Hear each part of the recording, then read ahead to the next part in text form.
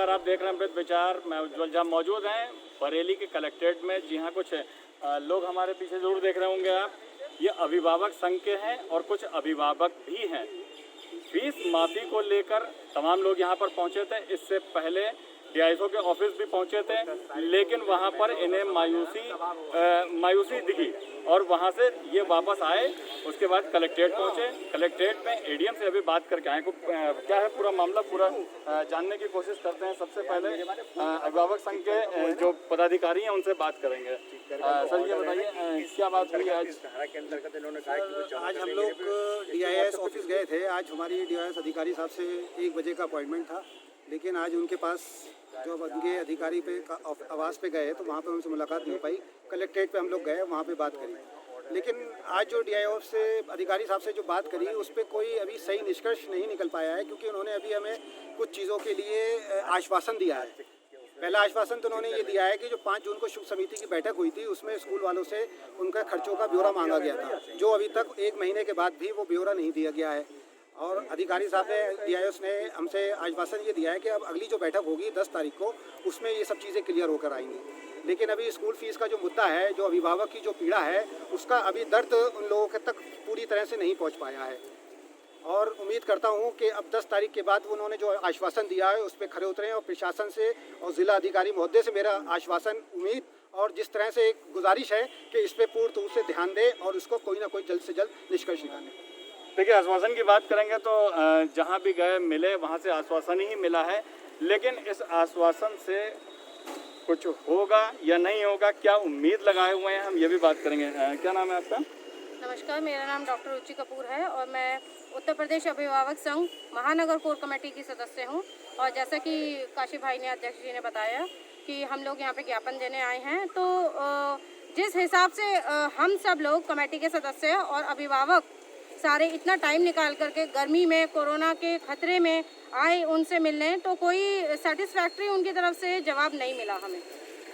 देखिए, मिले ज़रूर हैं, लेकिन अभी तक जो सर्टिफिकेशन की बात है वो कुछ ऐसा नहीं लगा। कुछ अभिभावक भी हैं, हम उनसे भी बात करना चाहेंगे। भाई साहब, क्या नाम है आपका? आशीष अग्रवाल। आशीष जी, अभी आए थे अभिभावक संघ के साथ में, क्या लगा आपको? क्या लगता है ये जो फीस की बात है और बार बार प्रेशर आ रहा है, कैसे क्या हो रहा है, ये बताइए, कुछ जानना चाहेंगे। कोई उन्होंने गोल मेल सब जवाब दिया साहब, कोई भी किसी भी तरीके का कोई सेटिस्फैक्ट्री किसी को हमें जवाब नहीं मिला कि किस तरीके से क्या करा जाए। और दिन पे दिन परेशानी बढ़ती जा रही है, वो फोर्स करते जा रहे हैं स्कूल वाले। यही मैसेज आता है कि साहब यू डिपॉजिट का फीस और उसके बाद जो वो आपका बच्चे का नाम काट दिया जाएगा। और उत्तर प्रदेश में एक कोई धारा भी उन्होंने कुछ बताया है, उसके अंतर्गत जो है वो मुख्यमंत्री ने आदेश दिया है कि कृपा करके फीस जमा स्कूल वाले कह रहे हैं। बाकी जब उनसे हिसाब पूछते हैं तो वो किसी भी तरीके से हमें संतुष्ट नहीं कर पाती है। क्या नाम भैया आपका? मेरा नाम राहुल यादव है। राहुल जी, क्या कहना चाहेंगे इस मामले में? मैं ये कहना चाहूँगा कि लगातार जो है अभिभावक परेशान है इस कोरोना काल में, इतनी विपत्ति के काल में, जहाँ एक ओर हमारे पास खाने को नहीं है, पहनने को नहीं है, वहीं दूसरी ओर स्कूल हमें फीस के लिए लगातार दबाव बना रहा है। वो हमसे ये कह रहा है कि आप स्कूल फीस कीजिए, अन्यथा आपके बच्चे को स्कूल से निकाल दिया जाएगा। वो हमें मानसिक रूप से इतना प्रताड़ित कर रहे हैं, फोर्स किया जा रहा है हमें मैसेज के द्वारा, कॉल्स के द्वारा और अन्य माध्यमों से। जो आजकल सोशल मीडिया पे जिस तरीके के मैसेज आ रहे हैं उनके माध्यम से हमें लगातार फोर्स करा जा रहा है कि आप किसी भी तरीके से फीस सबमिट करें, अन्यथा आपके बच्चे का स्कूल से निष्कासन कर दिया जाएगा। क्या कहना चाहेंगे इस पर? नमस्कार, मेरा नाम संजय अरोड़ा है। और अब तक कि ये जो कई सालों से अभिभावकों की लड़ाई चल रही है उसमें तो कुछ सोल्यूशन निकला नहीं आज तक।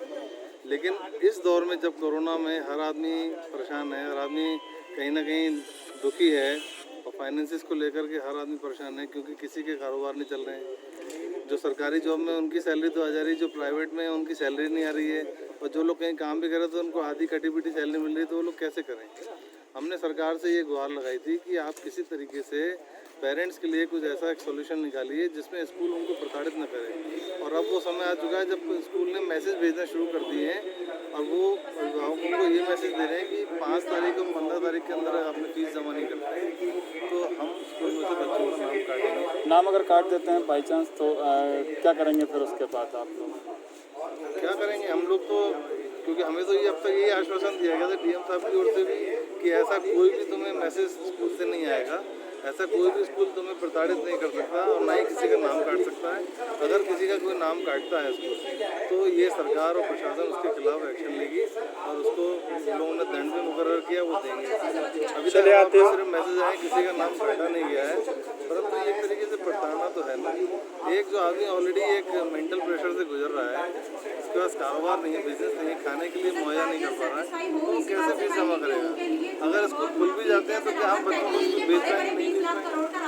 अभी 10th और 12th के जो एग्जाम्स होने बाकी थे सरकार ने नहीं करवाए, क्योंकि समय ऐसा है कि इसमें कैसे होगा। तो फिर स्कूल मानवता क्यों नहीं दिखा रहा है, स्कूल पैसा क्यों नहीं छोड़ रहा है?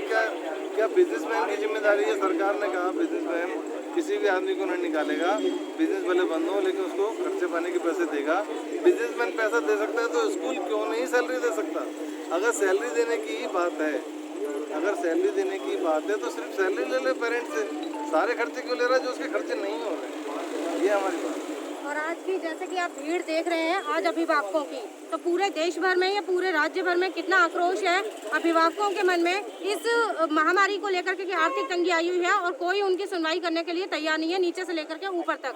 तो अभी तो हम आश्वासन दे रहे हैं, पेरेंट्स को समझा रहे हैं, लेकिन देखिए जब आक्रोश होता है तो कोई भीड़ को रोक नहीं पाता। आगे कानून प्रशासन खुद जिम्मेदार होगा। अगर जनता अभिभावक धरने पे बैठते हैं या किसी भी तरीके की जो भी कार्रवाई करते हैं उसके लिए प्रशासन खुद जिम्मेदार होगा। जैसा कि आज मैं महानगर का महामंत्री अभिभावक संघ का, और आपने देखा कि हम इतने अभिभावक हमारे साथ आए हैं। हमें जैसा कि एक फिल्म हिंदी सिनेमा घर की दामनी का कि तारीख पे तारीख इसी तरीके से हम ज्ञापन देते हैं, हमें तारीख मिल जाती है, लेकिन एक दिन ये आक्रोश बहुत फूटेगा और इस पर डिसीजन लेना ही पड़ेगा, ऐसा ही हमारा कहना है।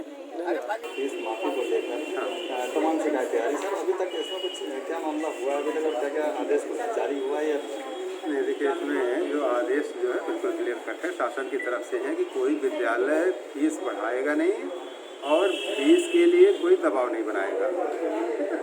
और ये भी विभिन्न बैठकों में निर्देश दिए गए हैं। जिला शुल्क नियामक समिति की बैठक में भी ये निर्देश है कि जो व्यक्ति सक्षम है वो फीस दे दे, जो व्यक्ति सक्षम नहीं है उसका किसी भी रूप में लॉकडाउन के कोरोना के प्रकरण से रिलेटेड किसी तरीके से प्रभावित हुआ है वो अपनी एक एप्लीकेशन चाहे कॉलेज में दे दे, चाहे जिला विद्यालय निरीक्षक कार्यालय में दे दे, चाहे जो है कि शुल्क नियामक समिति के जो सदस्य हैं उनको दे दे, ताकि एक हो जाए कि ये व्यक्ति जो हमारा प्रभावित है इसकी अभी शुल्क की कोई बात नहीं करेगा।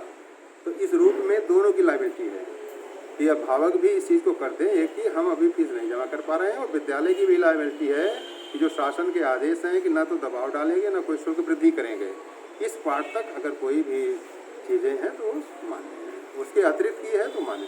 जो आश्वासन हम लोग को मिल रहे हैं और आश्वासन पे खड़े नहीं उतरे अधिकारी या स्कूल वाले, तो इस तरीके से जैसे कि आपने सभी कई पेरेंट्सों के मुंह से भी सुना कि वो किस तरीके से प्रताड़ित हो रहे हैं। और अभिभावक संघ के पदाधिकारियों का साफ कहना है कि अगर इस तरीके से हम लोगों के ऊपर प्रताड़ित किया जाएगा तो कहीं ना कहीं आंदोलन का रूप लेगी और ये एक बड़े स्तर पे आंदोलन होगा। बने रहिए हमारे साथ, देखते रहिए अमृत विचार।